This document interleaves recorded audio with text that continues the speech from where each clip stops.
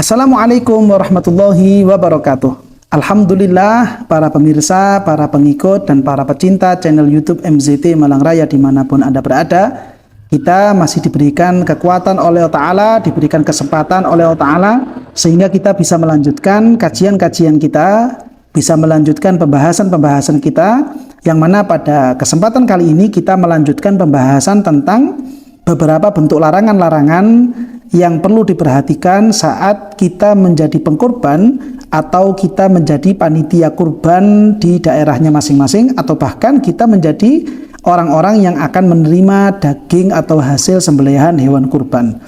Beberapa bentuk larangan ini penting untuk diperhatikan supaya kita tidak sampai terjerumus pada hal-hal yang dilarang oleh Allah Ta'ala, tidak sampai terjerumus pada larangan-larangan Gusti Kanjeng Nabi Muhammad SAW, sebagaimana yang dikatakan oleh para ulama, araftu syarra la li syarri wa innamal litawaqi. Kita mengenal tentang larangan-larangan itu bukan supaya kita mengamalkan, melakukan larangan-larangan tersebut, akan tapi tujuan kita adalah supaya kita tidak sampai terjerumus, tidak sampai terjerembab dalam larangan-larangan tersebut. Fa inna man lam ya'rif syarra yaqa fihi. Karena sesungguhnya orang yang dia itu tidak mengerti tentang larangan-larangan yang datang dari Allah, larangan-larangan dari Gusti Kanjeng Nabi, maka orang ini akan sangat dikhawatirkan terjerumus dan terjerembab dalam larangan-larangan tersebut, sedangkan dia tidak mengerti, dia tidak merasa kalau dia sudah melakukan larangan-larangan itu. Sehingga pembahasan kita pada kesempatan kali ini, kajian kita pada kesempatan kali ini merupakan pembahasan yang penting, merupakan kajian yang penting untuk diperhatikan bagi semua kalangan. Apa saja kira-kira bentuk larangan yang belum sempat terbahas pada video sebelumnya? Yaitu diantaranya adalah mengambil semua hasil sembelihan kurban atau akikoh sunnah. Ketika kurban atau akikoh ini tidak dinazari dan kemudian dia itu menjadi kurban sunnah, dia menjadi akikoh sunnah, maka bagi pihak pengkurban atau bagi pihak yang melakukan akikoh, dia tidak boleh mengambil semua hasil sembelihan hewan kurban atau mengambil semua hasil sembelihan hewan akikoh. Ketika tidak ada satupun yang disedekahkan kepada orang lain, maka ini merupakan tindakan yang tidak diperkenankan karena memang menyalahi tujuan dari ibadah kurban, menyalahi dari tujuan ibadah akikoh.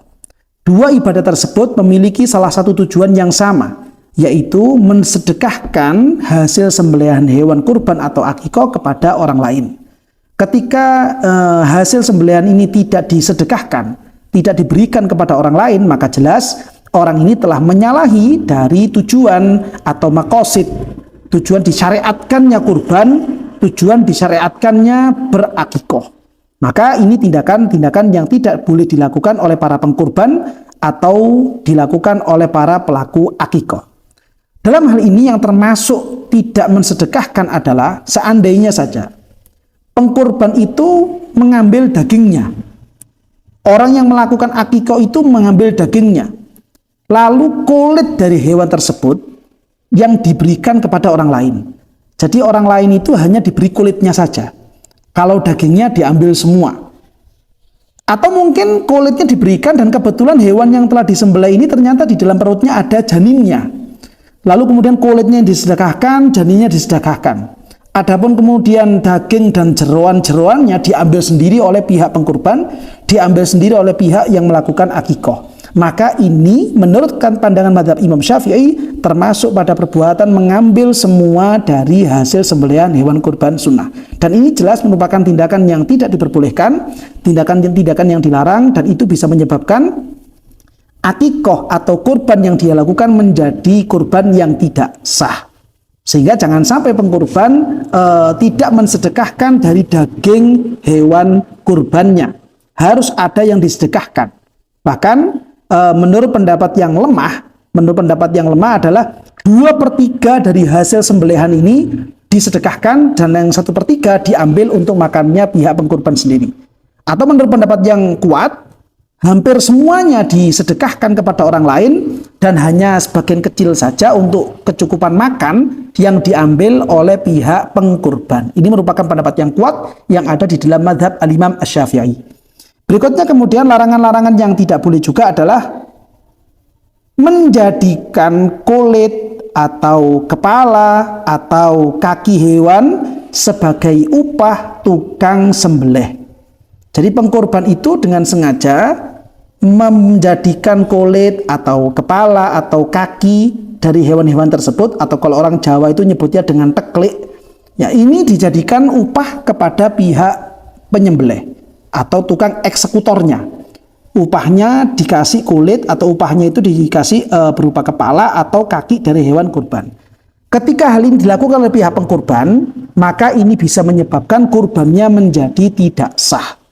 Demikian juga ketika tindakan-tindakan seperti ini dilakukan oleh para panitia yang ada di sekeliling kita, maka bagi para panitia tidak diperbolehkan menjadikan kulit atau kepala atau kaki hewan kurban sebagai bentuk upah kepada tukang eksekutor penyembelihan hewan kurban. Tapi kalau seandainya kulit atau kepala atau kaki diberikan kepada tukang sembelih, namun diberikannya ini bukan sebagai upah, namun sebagai bentuk sodakoh atau bentuk hibah kepada tukang eksekutor. Untuk masalah upahnya sudah ada uang kas yang lain diberikan kepada pihak eksekutor, maka itu boleh-boleh saja. Karena memang untuk masalah ujroh, untuk masalah upah sudah ada sendiri, sedangkan kulit, kepala atau kaki itu hanya sebatas hibah atau hanya sebatas sodakoh yang diberikan kepada tukang sembelih. Maka itu boleh-boleh saja, tidak ada masalah dan tidak termasuk pada pembahasan kita kali ini. Yang tidak boleh itu adalah kulit, kepala, kaki dijadikan sebagai upah kepada orang yang tukang sembelih. Itu tidak boleh. Bisa menyebabkan kurban tersebut menjadi tidak sah. Ini yang penting diperhatikan. Berikutnya kemudian larangan-larangan yang tidak boleh, yang penting diperhatikan lagi adalah membagikan daging kurban dalam keadaan matang. Jadi hasil kurbannya ini diberikan dalam keadaan matang. Ini merupakan tindakan yang tidak diperkenankan karena memang itu tidak disebut dengan kurban. Karena ketentuan atau persyaratan supaya hewan ini sah sebagai sodakoh kurban harus dibagikan dalam keadaan mentah, bukan dalam keadaan matang. Kalau matang maka itu bukan sebagai kurban, namun itu merupakan masakan yang diberikan kepada pihak lain untuk langsung dimakan.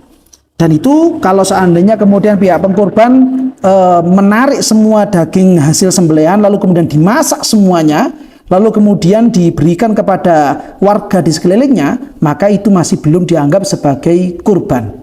Karena dia tidak membagikan hasil sembelihan dalam keadaan mentah, namun dibagikan dalam keadaan matang. Hal ini berbalik dengan masalah akikoh. Kalau dalam masalah akikoh, boleh dibagikan dalam keadaan mentah ataupun matang. Hanya saja yang afdol dalam akikoh dibagikan dalam keadaan matang, bukan dalam keadaan mentah. Kalau kurban harus mentah, tapi kalau akikoh boleh matang, boleh mentah. Hanya saja yang afdol adalah dalam keadaan matang. Ini perbedaannya seperti itu.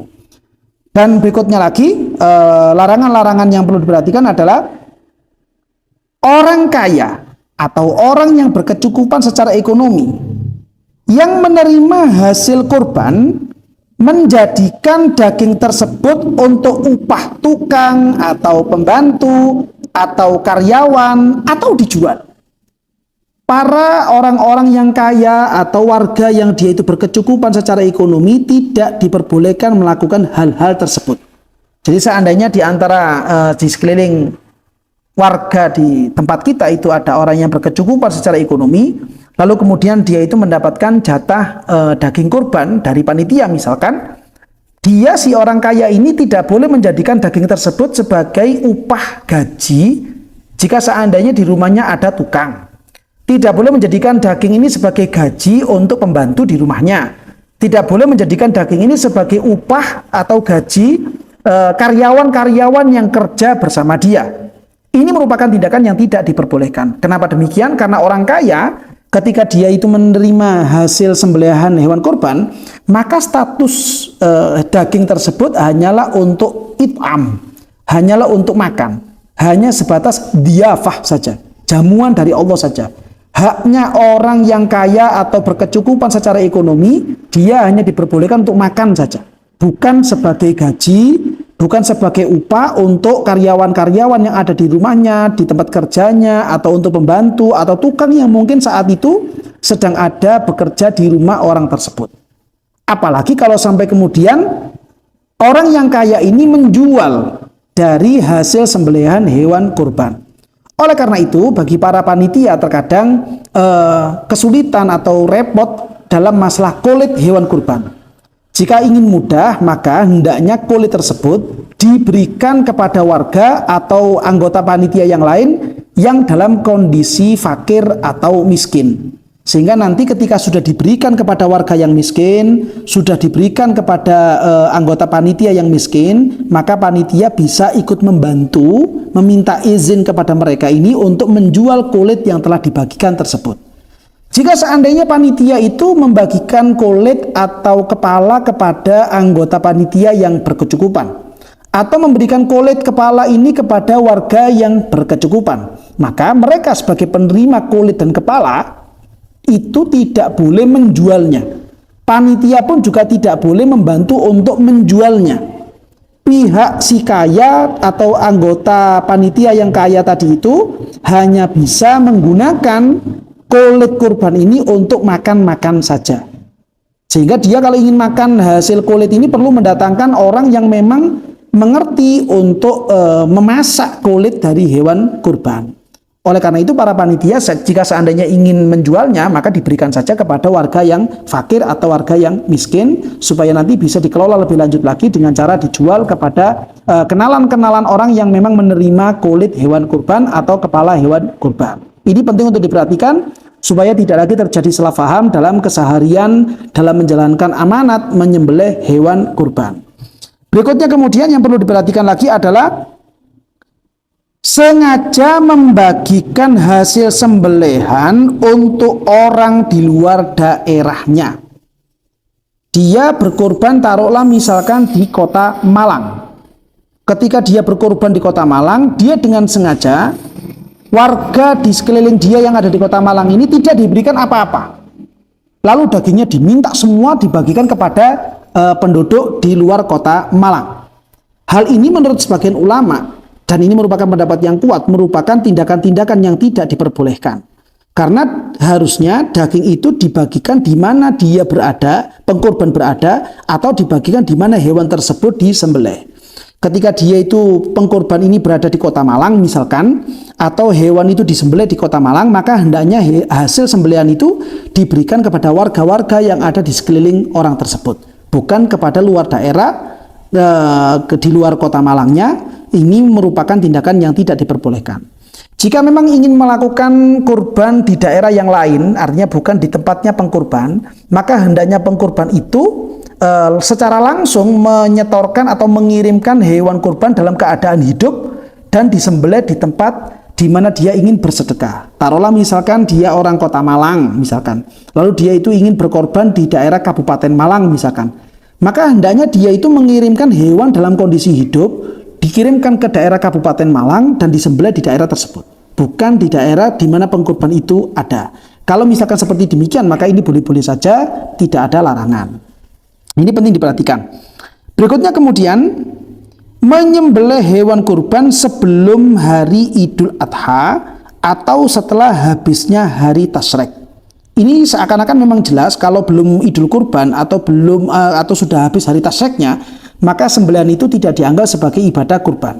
Namun yang kami maksud di sini, bisa jadi panitia itu berpatokan dalam menentukan kapan tanggal 10 Zulhijjah hanya berdasarkan penanggalan yang ada di kalender.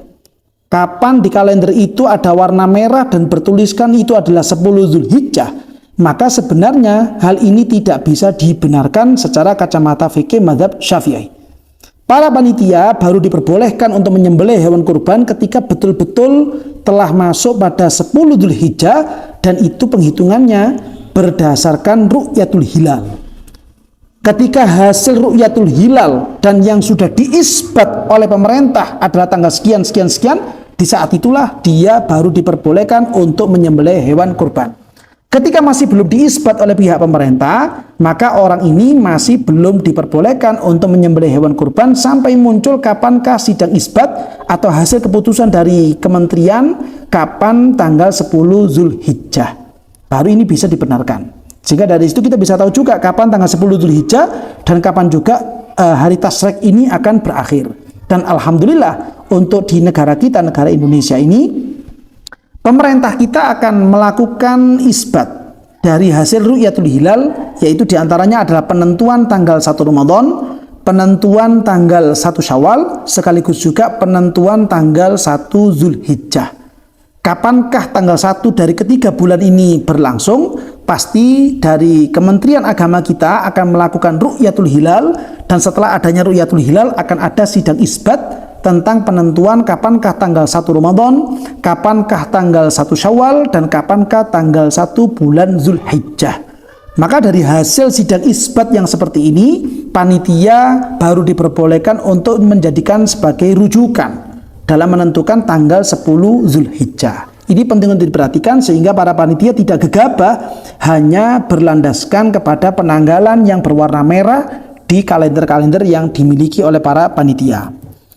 Berikutnya kemudian larangan yang perlu diperhatikan adalah ketika panitia ini menggunakan fasilitas masjid atau menggunakan fasilitas musola wakaf yang ada di daerahnya, karena mungkin mereka para panitia ini melakukan penyembelihan hewan kurban di area-area masjid, di terasnya masjid, di tempat parkirnya masjid. Lalu supaya mudah, pihak panitia ini kemudian menggunakan fasilitas masjid untuk proses penyembelihan hewan kurban, bahkan sampai pembagian hewan kurban.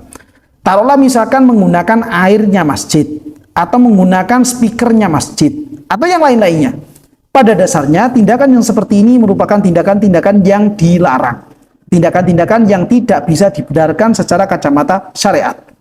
Karena memang proses atau kesemarakan penyembelihan hewan kurban yang kemudian ditampung oleh para panitia ini tidak ada sangkut pautnya dengan kemaslahatan masjid. Syiarnya masjid ada sendiri dan syiarnya kurban ada sendiri. Maka euforia yang ada pada kegiatan kurban ini tidak bisa dimasukkan, tidak bisa serta-merta dianggap sebagai bentuk syiar dari masjid yang ada di sekelilingnya. Ini merupakan tindakan yang tidak bisa dibenarkan, sehingga kalau seandainya terlanjur terjadi karena mungkin kesulitan mencari air atau mungkin memang sudah terlanjur terjadi mengambil airnya masjid misalkan, maka bagi para panitia wajib untuk melakukan doman, yaitu mengganti rugi kepada air yang telah dipakai atau menggunakan listrik dari masjid. Tinggal dikira-kirakan saja.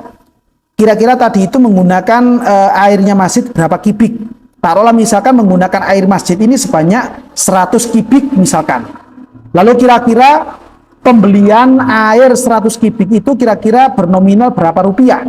Maka panitia wajib untuk membayar dengan nominal tersebut dan dimasukkan, diberikan kepada kasnya masjid. Demikian juga dengan masalah listrik misalkan. Oh, tadi itu menggunakan listriknya masjid sekian meter misalkan, sekian banyaknya. Kira-kira harganya berapa? Taruhlah misalkan harganya itu 25.000 misalkan. Maka panitia wajib untuk mengganti rugi sebanyak 25.000 dan diberikan kepada masjid atau ke kota amalnya masjid. Ini penting untuk diperhatikan. Kecuali kalau kemudian air yang ada di masjid atau listriknya tadi itu berasal dari orang yang memang wakafnya sejak awal itu tidak dikhususkan kepada masjid, tidak dikhususkan kepada jamaah yang sholat di masjid. Namun pewakaf air, pewakaf listrik itu dia membuat umum. Masyarakat siapa saja yang memiliki hajatan kegiatan keagamaan yang bersifat umum untuk semua warga, maka membolehkan untuk menggunakan air atau listrik yang ada. Maka hal yang seperti ini boleh-boleh saja diambil tindakan oleh para panitia, dan panitia tidak harus mengganti rugi, tidak harus memberikan doman kepada pihak masjid. Ini kalau memang pewakafnya modelnya seperti itu. Tapi kalau misalkan pewakafnya itu mengkhususkan airnya, mengkhususkan listriknya hanya untuk orang-orang yang berjamaah di masjid, maka jelas ini tidak boleh dipakai dalam kegiatan di luar kemaslahatan masjid, dipakai untuk hal-hal di luar syiarnya masjid. Ketika dilakukan, maka panitia wajib untuk melakukan dhaman. Ini penting untuk diperhatikan kepada seluruh panitia. Dan yang terakhir, yang berkaitan dengan akikoh adalah berakikoh menggunakan hewan selain kambing, sapi, atau unta. Taruhlah misalkan dia itu berakikoh menggunakan ayam. Dia berakikoh untuk anaknya ini menggunakan bebek. Maka hal yang seperti ini merupakan tindakan-tindakan yang tidak bisa dibenarkan. Tindakan-tindakan yang dilarang secara kacamata fikih mazhab Syafi'i. Akikoh hanya boleh menggunakan hewan-hewan yang sah dalam masalah kurban, yaitu terbatas pada unta, sapi, atau kambing. Selain ini maka tidak diperbolehkan. Nah, inilah pelarangan-larangan yang patut dan memang harus diperhatikan kepada seluruh masyarakat, terutama mereka para pengkurban dan juga para panitia, supaya pengkurban dan juga panitia tidak sampai terjerumus pada kesalahan-kesalahan atau larangan-larangan yang telah ditentukan oleh syariat kita, ditentukan oleh Allah Subhanahu wa taala, dan juga ditentukan oleh junjungan kita Nabi besar Muhammad sallallahu alaihi wasallam. Kiranya ini yang bisa kami sampaikan dan bisa kita bahas pada kesempatan kali ini.